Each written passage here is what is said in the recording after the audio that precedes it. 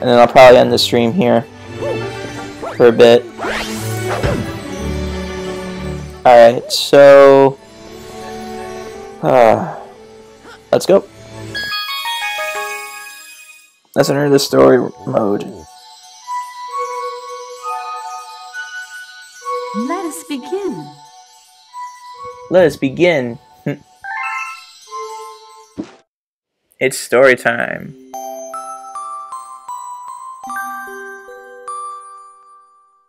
Chapter 1, The Celestial Duo.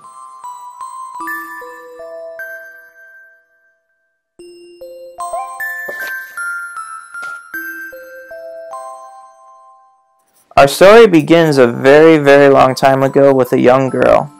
One day, this girl spotted a rusted spaceship holding a small star child. Ooh. What's your name? Are you lost? The girl asked the star child. Aw, the star Luma looks so sad. I'm Luma, and I'm waiting for Mama. She's coming for me on a comet, said the star child, who had been waiting day and night. Don't worry, I'll wait with you, the little girl promised Luma.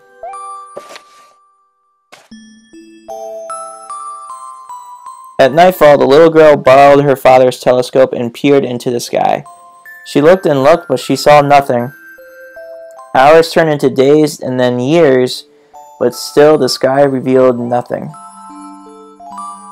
Finally, the little girl sighed and said to Luma, "If we stay here looking much longer, I'll be an old lady soon." But then she had an idea. Why don't we go out there and find your mother ourselves?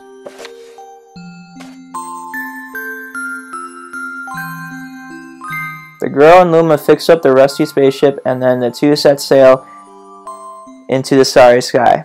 And this is how the search for the Celestial Mother began. Chapter 2, Starbits.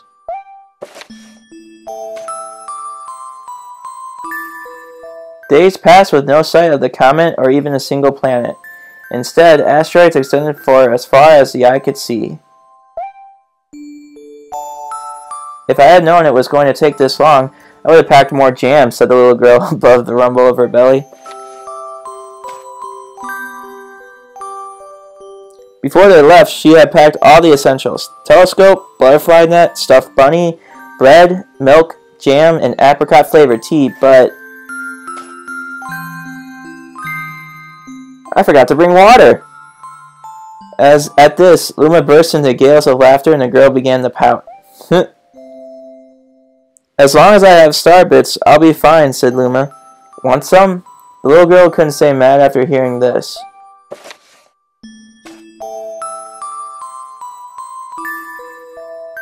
Luma continued to laugh, and the girl couldn't help but join in.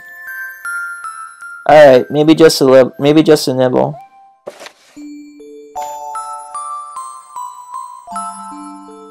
Leaning far out of the ship, the pair began to collect Starbits with the girl's net. They almost fell out a few times, but they kept on collecting. The Starbits tasted like honey. But what about the water, though? Oh, logic. Chapter 3, The Comet.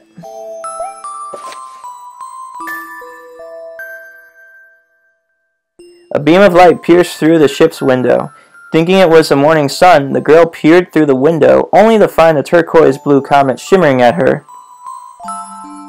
The little girl shook the sleeping Luma awake and shouted excitedly, "We have to get to that comet!" The pair descended on the comet and found that it was made of ice. They looked high and low, but Luma's mother was nowhere to be found. Exhausted, the little girl sat down with a flop, utterly unable to take another step. Look! Peering down at the icy ground where Luma was pointing, the girl suddenly noticed the clusters of Starbits encased in ice. Pretty good, huh? Finding Starbits is my specialty, said Luma, beaming. There's ice here, but it's so warm. I'll bet there's water here too. The two decided to stay on the comet for a while. Riding a turquoise comet, the pair continued their search for Luma's mother.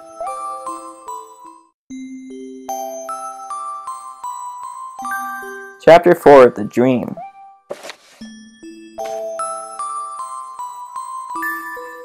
One night, the girl dreamed about her own mother. "Where are you going?" she asked her mother's retreating back. Without turning, her mother replied, "Don't fret, dearest. I'm not going anywhere. I'm always watching over you like the sun in the day and the moon in the night."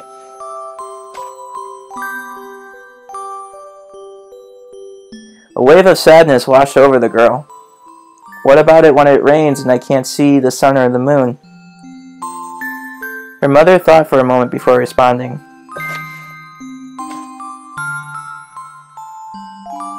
"I will turn into a star in the clouds and wait for your tears to dry."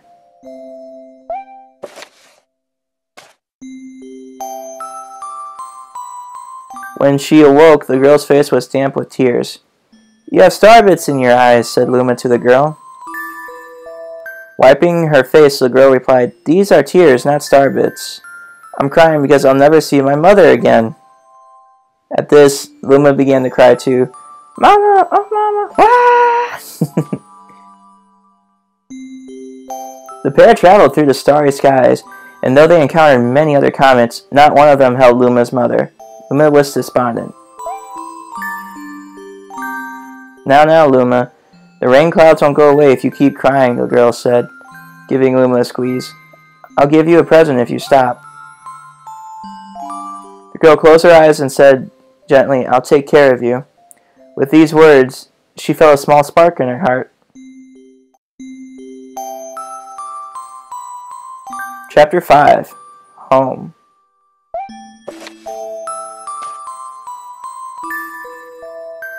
"The kitchen will go here, and the library will go over there," the girl said busily to herself. "We'll put the gate here." Ever since the girl took Luma under her care, she'd been bustling about at a feverish pace. It's a lot of work, but it's worth it to make a happy home. It turned out that star bits weren't the only things buried in ice. There were tools and furniture unlike any they had ever seen, and the girl used them to build a home.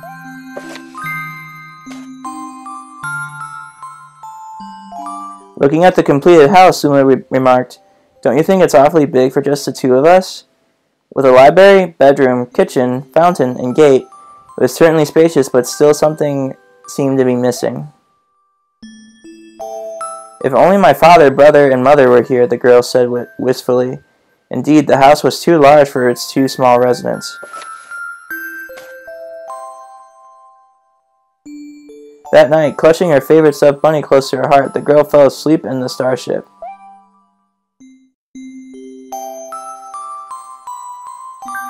Chapter 6, Friends. Then one day, while the girls sat sipping tea, a tiny apricot-colored planet appeared on the horizon.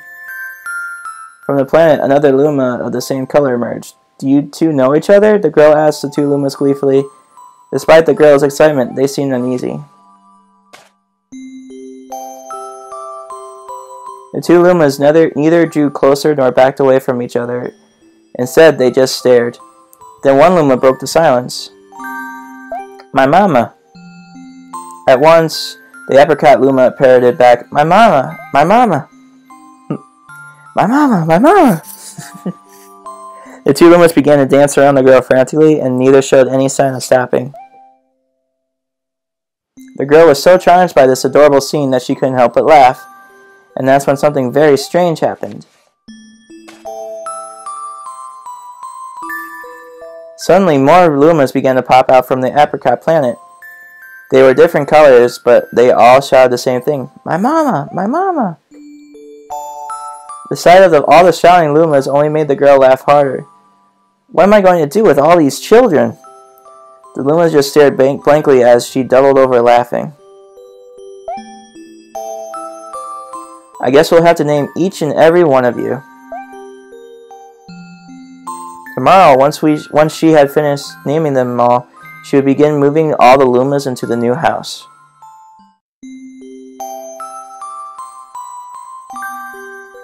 Chapter 7, The Telescope.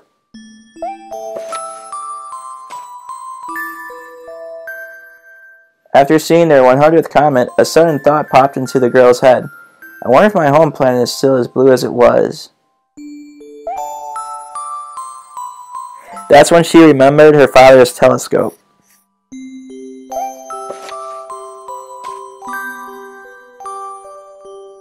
Peeking into the telescope, a tiny blue dot floated into sight. It was smaller than a star bit. How strange. It's so far away, but it feels so close.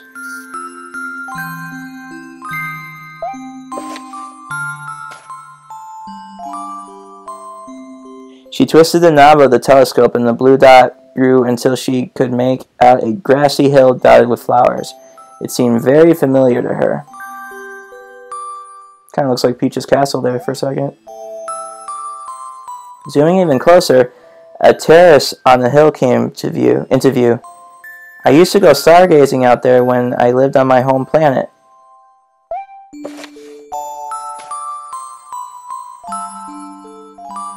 She remembered rubbing the sleep out of her eyes as she followed her father up that hill to look at the stars.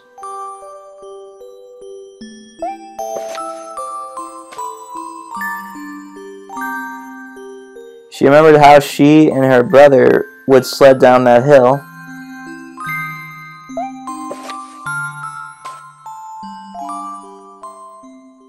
She remembered having picnics with her mother on that hill on bright and windy days. And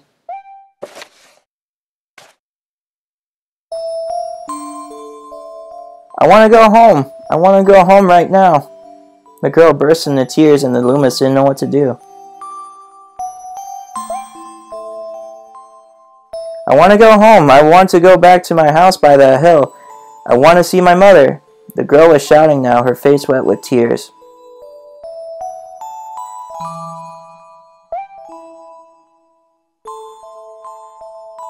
But I know she's not there. I knew all along that she wasn't out there in the sky. Because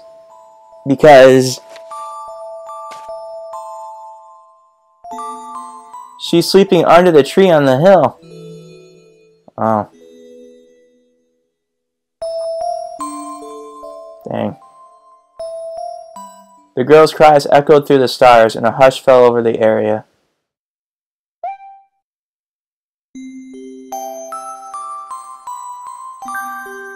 Chapter 8, The Wish.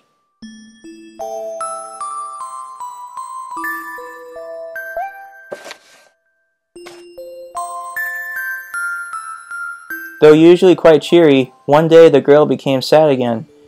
Luma drew close and tried to comfort her. Mama, you still have me. And don't be sad about your mama, because she's a part of you. That means she's always close by.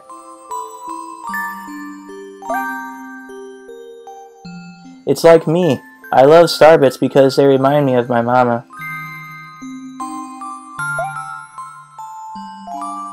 No, the girl said, unable to stop the tears.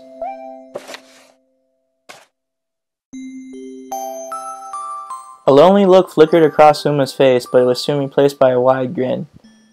I have an idea. I will transform into a comet, a soaring comet that can carry you all on this journey.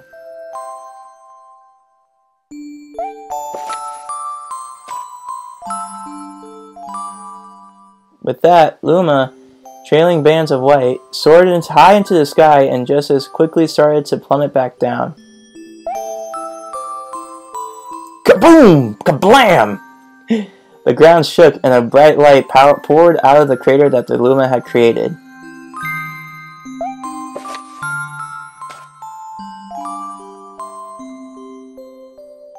The bands of light twisted together to form a comet tail. And then Luma emerged reborn as a comet.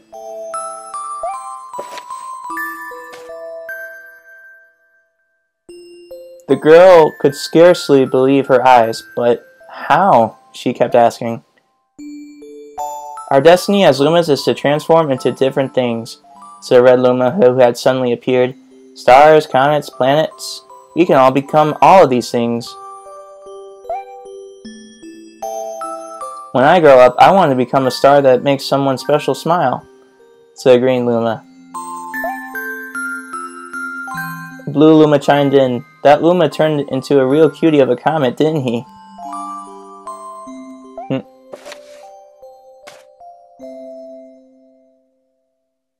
All the Lumas together said, "No more crying, Mama."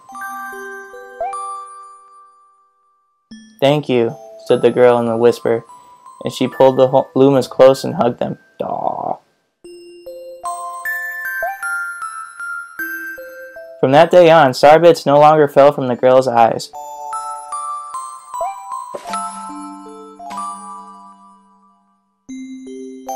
The comet set forth for the girl's home planet, its long tail blazing proudly behind it.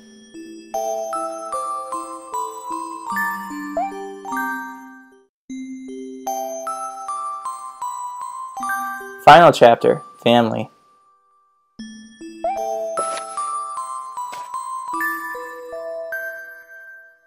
With its many Lumas and telescopes, the comet was quite a sight to behold.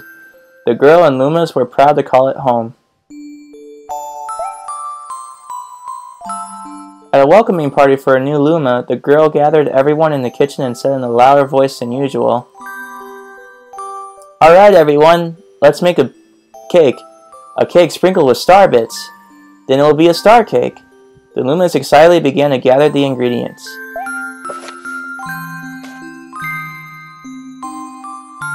As she watched the Lumas scurry about, the girl smiled and thought to herself, "This is my family now, and I will stay with them until they're ready to leave the nest. And when they do leave, I'll set them off with a smile. I'll see them off with a smile."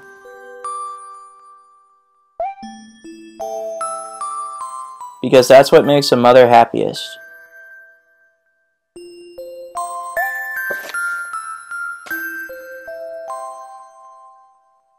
That night, when the girl lay down to sleep, a soft light enveloped her and reminded her of the blue planet she once called home. But it would be nice to return to home once every 100 years to nap in my favorite sleeping nook.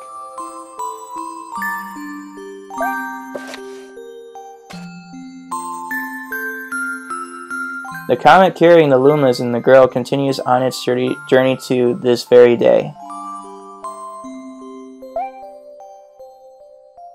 With more family members in tow than can be counted, it is said that the comet visits the girl's home planet once every 100 years, its proud white tail glittering in the sky.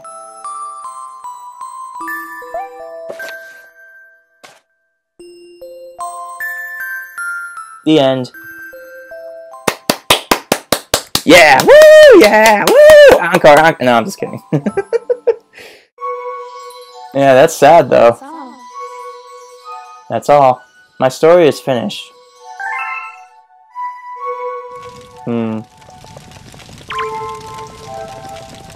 Oh yeah. It's a nice library, by the way. So, if in case of you guys wondering, that was Rosalina's backstory. So yeah. Now that we know, it's kind of crazy how that worked. Alright. That was a good story time. Hope you guys enjoyed that with my storytelling.